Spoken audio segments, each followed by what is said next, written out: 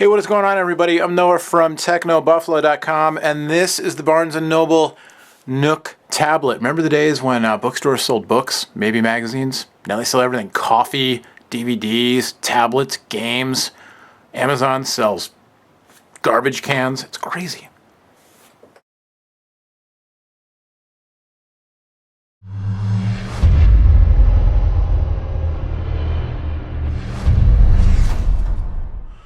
Barnes & Noble says that there will be, currently there's no way to download movies and music directly onto the device. These are streaming apps, or you can sideload your own content.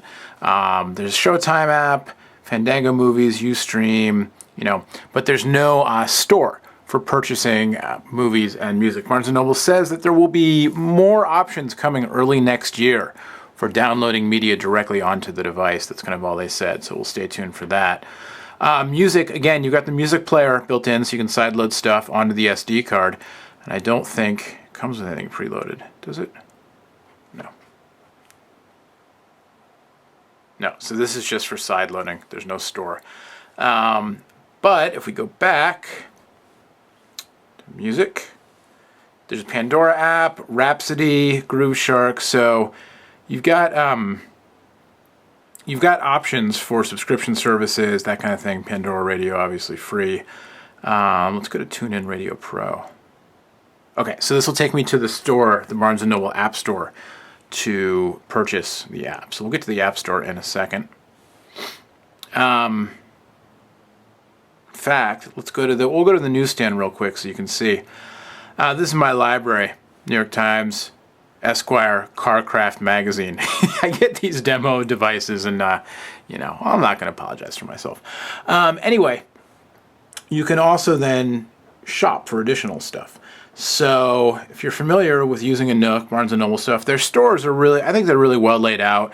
Very nice. This is the newspaper section. You can see you can drill down according to categories or according to best selling. You can always search for things. So I could search directly for, let's say, something to do with music.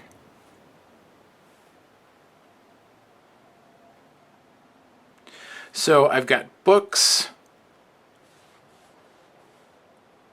I've got, a lot of these are books. Originally, that's one thing, when you search for this store, you're just going to get all the stuff. And I can download, or I can sort rather, according to, best-selling titles, all that kind of stuff. But still, I've basically got everything. So I'm going to go back here. Let's go back to the shop. We'll go to home. From home, you can browse through review different categories. So I can go, got lists of apps. So let's go to music and video apps. You can see right now, basically the same ones you saw on the home screen. Mog is here, Radio B.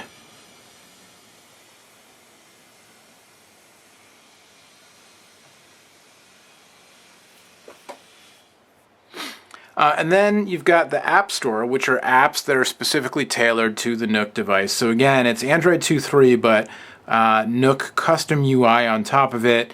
And the apps have to be submitted to Barnes & Noble. They have to be sort of optimized to run on the Nook tablet, or the Nook Color. So we'll go to games here, and we'll go Doodle Jump. We'll open it up. And you can see that, I mean, Doodle Jump isn't, that heavy. It doesn't tax the system that much, but, loaded very quickly. Plays quickly, the animation's smooth. Sorry. Oh, I'm not any good, but that's okay.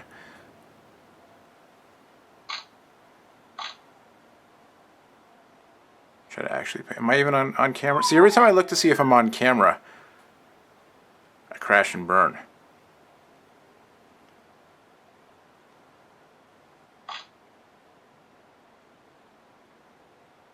Boing, boing, boing. Boing, start firing! Boing, bye-bye. So, there you go.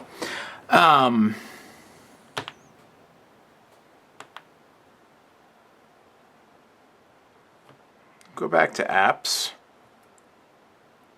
and we'll go to the shop. And now we've got recommendations for games. So a lot of stuff you can do here. And the thing that's nice about, this sort of being curated by Barnes & Noble is they're able to, it's kind of a two-pronged thing. It's kind of like, with Apple and the iTunes Store. It is a little bit of a walled garden. You don't get as many apps as you get on the general Android market, but they are curated a little bit. So you've got things that, if you trust the Barnes & Noble brand, you are probably going to trust their choices for, having quality stuff and the sort of content that their customers want to see. That being said, I obviously haven't gone through all of the apps yet, so I don't know. For all I know, there's stuff on here that's total garbage, or who knows. So we'll have to go through it. But the Snowy Live wallpaper is a bestseller. So let's see. Download process is easy. Things are pretty zippy. Live wallpapers, snowy. Configure. I want a massive snowstorm. I want it going fast. And I want the background. Oh, good. I get choices. I'm going to go ski lodge. Well, that's just terrific. Look at that, kids. $250 plus 99 cents. And you've got yourself a virtual ski lodge. What more could you want? It's winter in California. So there you go. We've been doing this for a while. I could do this, for longer and longer. But we will go quickly to the web browser, because I'm sure you're interested in the web browser. You don't want to see carmagazine.co.uk. You want to see... Does this rotate? Am I rotating? No. It does rotate, though, now. And so now I can go in there. So use the widescreen. And you can see, this is Android. This is familiar to the Android users. Maybe not the keyboard. The keyboard has elements of Android, but obviously customized. But the search and results pane, definitely very Android-ish. Oh, look, there's my new article. Terrific. Go read it. It's awesome. Techno Buffalo loading up here.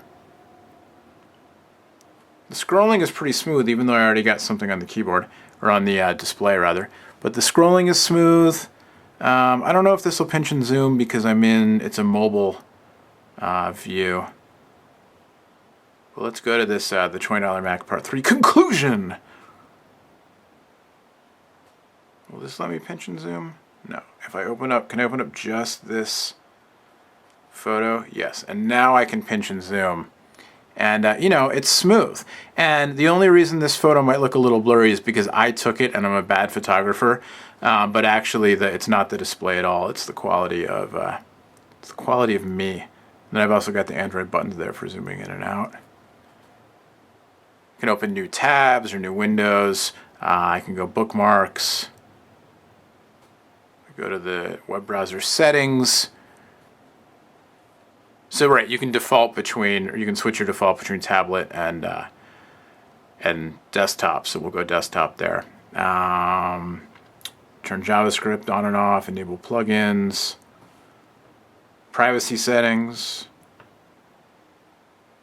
There you go. So if we go back to the Buffalo here. If I reload, will it now give me the desktop view? No, I probably have to clear the cache. Oh, but I can scroll it out. Anyway, so there you go. It's pretty responsive. The scrolling's smooth. There's an accelerometer in there, and all in all, oh, there you go. Now I'm getting the full desktop view. So obviously not perfect. But I mean, it feels on first, like I said, I've only had it for a couple hours. It feels pretty smooth. It definitely feels a lot like, the things that I liked about the Nook Color, kind of the very just kind of simplified, user-friendly, easy to use interface. It's very straightforward. A lot, riding on the Barnes & Noble customization and making their app store simple to use and that kind of stuff. This is a little bit more complicated, but not really that much more complicated. They are always trying to upsell you stuff, but that's kind of how lots of things are these days. I think for somebody, you've got the email functionality built in. I think for somebody who wants, you know, an inexpensive tablet, I mean, you've definitely got to consider this. You've got to consider the Nook Color. I would, and the Kindle Fire, and I would look at these before I would look at myself, look at sort of an uncustomized Android tablet, like a Galaxy Tab or a lower cost tablet, just because I think these give you, you know, for the user who wants the $250 experience, it's a little bit more polished. And the power user in search of specs, you know, is either going to know exactly what they want and have found a bargain on something they can mess around with and custom flash or what have you, or they're going to want to spend a little more to get something that's, you know, a little bit more state of the art. But $250 for a dual core processor, so far so good. I like the form factor. I think the 7-inch form factor is great for reading, and you know, so far it looks nice for looking at video. And I'll go into a magazine here just to show you the browsing through a magazine. You know, it's fast. I mean, these pages, you know, they move very quickly, and you can do the animations. And what's really cool about this, actually, it's sort of geeky, but you've got like the see-through thing. You've got, you know, as you turn the page, through the back of this page with this ad here, I can see through to the content on the front, and it's reversed. And I don't know, it's just kind of neat, you know, it's a little geeky thing. So you gotta look for geeky stuff, even in e-reader/tablets. So there you go. It's a not so brief first tour around the operating system of the new Barnes & Noble Nook tablet. Again, $249 available right now. It runs a very modified version of Android 2.3, and it's running off of a dual-core 1 GHz TI OMAP processor with a gig of RAM and 16 gigs of internal storage, although most of that is earmarked towards Barnes & Noble stuff. Only a little bit of that is user accessible with your own files. But then you've got on the back here, under this tab, you've got a micro SD card slot, so you can expand your storage. USB port on the bottom, comes with a charger, microphone for the new Read to Me feature, where you can record and read, I guess it's called, rather, where you can take a kid's book and record yourself reading along with it, and then send it to somebody who also has a Nook tablet. And then your headphone jack for listening to audiobooks and music and all that kind of stuff. So there you go. Under $5. The Steve Jobs biography, really? It's under $5? Well, no, it's $14.99. You get a free sample, though. I'm going to say, I don't think that'd be under $5. You got to fix that, Barnes & Noble. You don't want to mislead people. All right, till next time. I'm going to play with this some more. Thanks again to the folks at Barnes & Noble for sending it over. Thanks to you for watching. My name's Noah. The website's Techno Buffalo. What else do you need to know? See you later.